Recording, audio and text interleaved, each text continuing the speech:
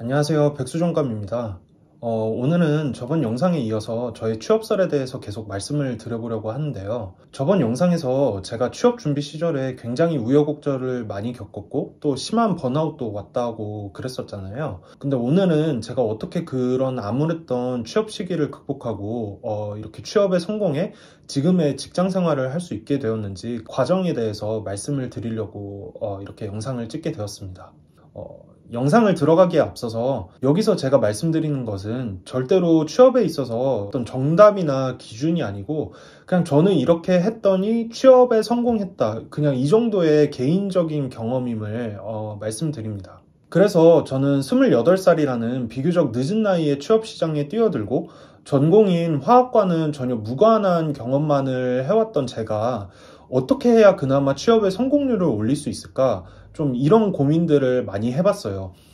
그때 저는 제가 가진 약점들보다 저의 장점에 주목을 하자 이런 생각이 들더라고요. 저는 비록 인턴이나 자격증 혹은 공모전이나 수상 경력 이런 스펙들이 하나도 없었지만 대학생 때 작곡가로 활동하면서 가수들에게 곡을 팔아본 그런 특이한 경험이 있고 또 그 과정에서 마트 알바나 방송국 알바 같이 좀 여러 종류의 알바들을 해봤는데 근데 이렇게 다양한 알바를 한 게 사실은 단점이 아니잖아요. 그래서 저는 이러한 스토리들을 좀 나의 이력서에 살리면 어떨까 이런 생각을 하게 된 거죠. 그리고 제가 가진 그런 스토리를 조금 돋보이게 하려면은 저는 사람들이 가지고 있는 고정관념을 조금 적극적으로 활용해야겠다 이런 생각이 들었어요. 그러면 고정관념을 대체 어떤 식으로 활용을 했냐 이거를 한번 말씀을 드려볼게요. 저는 제가 취업상담소에서 상담을 받을 때 전공인 화학 관련된 그런 직업이나 직무보다는 마케팅이나 기획 쪽으로 취업을 하고 싶다고 했어요. 저는 그게 저의 적성에 더 잘 맞는다고 생각이 들었거든요. 그런데 그런 취업상담소에 계신 컨설턴트 선생님들은 제가 되게 허무맹랑한 소리를 한다라고 생각을 하셨나 봐요. 왜냐하면은 마케팅이나 기획 쪽은 문과 중에서도 초고스펙에 학점 4.0이 넘는 그런 초초초 괴물들 있잖아요. 꽈탑이나 엘리트들. 그런 문과 중에서도 엘리트들만 갈 수 있는 직무인데 아무런 스펙도 없고 학점도 낮고 게다가 단일 전공으로 화학과인 너가 대체 어떻게 갈 거냐 이런 식으로 얘기를 하셨거든요. 근데 사실 제가 가수들에게 곡을 판 경험이 있다고 했잖아요. 근데 이게 가수들에게 곡을 판다고 해서 그냥 가수들에게 곡을 팔았다 땡 이게 아니거든요. 사실 저도 제 음악을 누군가가 듣게 하고 또 그 음악들을 시장에 내놓기 위해서는 그런 마케팅 능력이 필요하고 또 그 과정에서 어떤 전략을 세우고 또 어떻게 차별화를 할 건지 이런 기획력들이 상당히 필요했었거든요. 그러니까 이게 사람들이 그냥 음악만 잘 만들면 음악이 팔리는 거 아니야? 이렇게 생각하는 어떤 고정관념들이 있는데 저는 오히려 이걸 뒤집어서 음악을 하면서 나는 비즈니스를 했고 나는 이런 비즈니스를 위해서 실제로 마케팅이나 전략, 기획 같은 이런 퍼포먼스들을 실제로 실행을 했고 그게 어떻게 보면 학회에서 마케팅 자료를 만들거나 기업 분석을 하거나 이런 것보다 훨씬 더 중요하고 경험들을 가지고 있다. 이런 식으로 얘기를 하면은 제가 왠지 사람들을 설득할 수 있을 것 같다. 이런 생각이 들더라고요. 실제로 그 당시에 제가 합격했던 기업들과 직무 리스트들을 보면은 사실 마케팅이나 전략기획 쪽도 서류까지 붙고 일부 회사들은 면접도 보러 갔었거든요. 그러니까 이제 조금 제가 자신 있게 얘기할 수 있는 거는 이게 완전히 허무맹랑한 소리도 아니고 실제로 선생님들은 좀 불가능할 거다 이렇게 얘기를 했지만 사실은 불가능한 도전은 아니었다라고 말씀을 드릴 수 있다는 거죠. 그러면 내가 가진 이런 마케팅 능력을 실제로 보여주려면은 어떻게 해야 될까? 이거를 그냥 회사에 내가 단순히 뭐 마케팅 능력이 있다 이렇게 입으로 이야기를 하는 것보다 어떤 숫자나 수치로서 이 결과들을 보여주면 더 좋을 것 같다라는 생각이 들었어요. 그래서 저는 한 가지 이런 생각을 하게 되는데 제 자기소개서를 한번 SNS에 올려보는 게 좋지 않을까? 이런 생각을 하게 됐어요. 저는 회사가 그냥 단순하게 뭔가 내 자소서를 봐주기를 그냥 수동적으로 그렇게 바란다기보다는 내 자기소개서가 만약에 SNS에서 인기를 얻고 사람들이 그런 거를 재밌다고 소비를 하고 그게 콘텐츠가 되면은 자연스럽게 회사에서도 내 자기소개서에 관심을 가지지 않을까? 이런 조금 생각을 하게 된 거죠. 그래서 저는 한 프로젝트를 제가 시작을 하게 됩니다. 이 프로젝트는 SNS에 제 자기소개서를 카드뉴스로 이렇게 발행을 하는 저의 프로젝트였는데, 대학교 4학년이 뭐 자격증 공부나 아니면 취업 활동에 전념을 하는 것 대신에 SNS에서 자기 콘텐츠를 만드는 게 어떻게 보면은 사실 일반적이지는 않잖아요. 그래서 저는 자소서를 쓰는 것 대신에 나만의 프로젝트를 진행한다. 약간 이런 컨셉으로 자소서 대신 프로젝트라는 이름을 짓고 저만의 이야기를 한번 SNS에 올려보기로 했어요. 화학과 학생이 어떻게 하다 K-팝 작곡가가 되었고, 또 어떻게 노래를 만들게 되었고, 그 과정에서 나는 무엇을 배웠고, 이런 것들을 약간 카드뉴스 형태의 에세이로 만들어서 쭉 올리기 시작을 한 거죠. 근데 제가 그렇게 콘텐츠를 꾸준히 올리니까 좀 진짜 신기한 일이 일어나더라고요.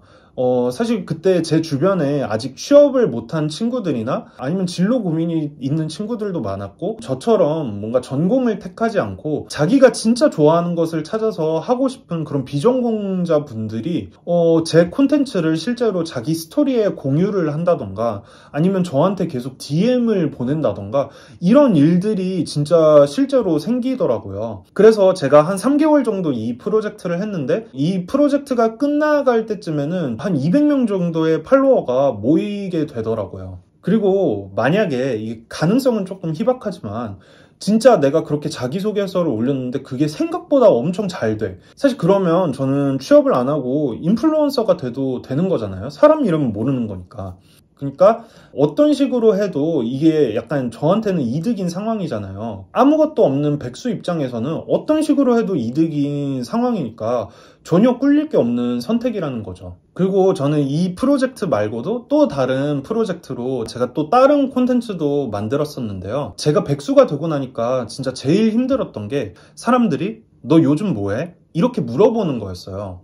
너 요즘 뭐해? 라는 말이 사실 진짜 말 그대로 너가 요즘 관심 가지는 게 무엇이냐 이런 뜻일 수도 있지만, 사실 대부분은 너가 지금 하고 있는 일이 뭐냐, 어떤 일로 생계를 꾸려가냐, 이런 것들이 되게 은연중에 포함이 되어 있는 질문이잖아요. 근데 제가 그때 당시에는 저는 음악도 안 하고 있고 직장 생활도 안 하고 있고 되게 애매한 그런 시기를 보내고 있었는데, 그 질문에 내가 이렇게 선뜻 대답을 하는 게 정말 좀 힘들더라고요. 그렇다고 내가 뭐 요즘 새로운 알바를 시작했다, 이런 걸 하고 있다 라고 얘기를 하면은 사람들이 그러면 너는 취업은 안 하게? 이렇게 항상 저한테 물어보더라고요. 근데 사실 취업이라는 게 뭐 내 마음대로 되는 것도 아니고 내 뜻대로 하고 싶다고 되는 것도 아닌데, 저는 그래서 그런 질문들을 받을 때마다 뭔가 이렇게 맥이 쭉쭉 빠지는 느낌이었어요. 그리고 또 어떤 사람들은 제가 단순히 직장 생활을 안 하고 있다는 이유로 진짜 정말 무례하게 저한테 막, 야, 너 집에만 처박혀 있지 말고 나가서 뭐라도 해, 막 이런 식으로 훈계를 하는 사람들도 있더라고요. 근데 저는 원래가 성격 자체가 좀 쉬는 걸 되게 불안해하고, 그래서 항상 뭔가를 하는 그런 성격의 사람인데, 아니 그런 말을 들으니까 진짜 개빡치더라고요. 야, 내가 못해도 너보다는 진짜 바쁘게 살 것 같아. 약간 이런 생각이 들어서 그때 제가 만든 게 사실 지금의 이 백수존감이라는 채널이거든요. 이 채널도 보면 지금 구독자가 거의 1000명을 향해 가고 있잖아요. 그러니까 사실 백수라고 해서 아무것도 안 하거나 아무것도 못하는 것도 아닌데, 내가 이런 사람들이 가진 고정관념을 살짝 비틀기만 해도 내가 실제로 이렇게 마케팅을 할 수 있는 저만의 콘텐츠가 만들어지더라고요. 그래서 저는 제가 만든 이 콘텐츠들을 가지고 이제 제 이력서를 만들기 시작을 했어요. 제가 어떤 의미에서 이런 프로젝트들을 시작을 했고, 또 이 결과가 어떻게 됐고, 그리고 나는 그 과정에서 무엇을 배웠는지를 제 자기소개서랑 포트폴리오로 만들어서 이렇게 회사에 뿌리기 시작을 한 거예요. 근데 그렇게 이력서를 뿌리면 당연히 바로 연락이 오지는 않죠. 사실 되게 많은 회사들이 되게 죄송하다고 이런 거절 메일을 많이 보냈는데, 저는 그렇다고 해서 그게 막 세상이 무너지게 힘들거나 또 그러지도 않았어요. 그 이유가 나는 이 프로젝트나 유튜브를 하면서 내가 팔로워를 모을 수 있는 사람이구나. 이런 경험을 한번 하니까 진짜 그냥 취업 안 되면 뭐 알바하면서 계속 유튜브를 하던가 아니면 콘텐츠를 계속 만들지. 그냥 설마 굶어 죽기야 하겠어? 약간 이런 뭔가 든든한 뒷배가 있으니까 사실 그런 거절 메일 받는다고 해서 그게 무슨 세상이 무너지는 것도 아니라는 생각이 들더라고요. 그래서 뭐 그렇게 거절 메일 좀 받으면은 그냥 한동안 기분 좀 안 좋다가 그냥 있고, 야 너는 나랑 안 맞나 보구나 이러고 또 다른 데 회사에 또 그런 거 뿌리고 이렇게 넘어가니까 결국에는 한 5군데 정도 보내면 제 포트폴리오가 좀 특이하다고 생각을 한 건지 아니면 뭐 얘는 좀 재밌는 프로젝트를 했네 뭐 이렇게 생각을 한 건지 결국 한 군데에서는 좀 면접을 봐라 이렇게 연락이 오게 되더라고요. 근데 그렇게 면접을 보라고 연락이 오면은 저는 어떻게 해서든 그런 면접들은 다 갔던 것 같아요. 사실 면접이란 게 저도 진짜 가면은 너무 긴장이 많이 되고 되게 그 면접 자체가 힘들고 피곤해서 되게 피하고 싶기도 하거든요. 근데 제가 이미 그때 유튜브를 하고 있으니까 저는 어떻게든 면접을 가기만 하면은 유튜브 각 하나라도 더 뽑을 수 있고 그러면은 내가 그걸 또 뽑아 먹어서 어떻게든 또 내 이력서를 업그레이드 시킬 수 있고 이러니까 저는 사실 면접에 안 갈 이유가 없더라고요. 그리고 가면은 또 소소하게 면접비도 챙겨주고 이러니까. 그래서 저는 사실 사람 만나는 것도 되게 싫어하고 집 밖에 또 잘 안 나가는 그런 집돌인데 일단 면접 보러 와라. 그러면은 진짜 하기 싫은데도 막 어떨 때는 막 알바하고 이래서 되게 힘든데도 그냥 꾹 참고 갔어요. 그리고 그런 면접 가면은 진짜 막 같이 무례한 사람들도 있고 말도 안 되는 걸로 막 트집 잡는 면접관들도 있고 나보다 훨씬 말을 잘하고 막 중고 신입이야 이런 괴물 같은 지원자들 보면 막 저도 주눅 들고 이랬는데 저는 그냥 그때도 그런 사람들을 만나면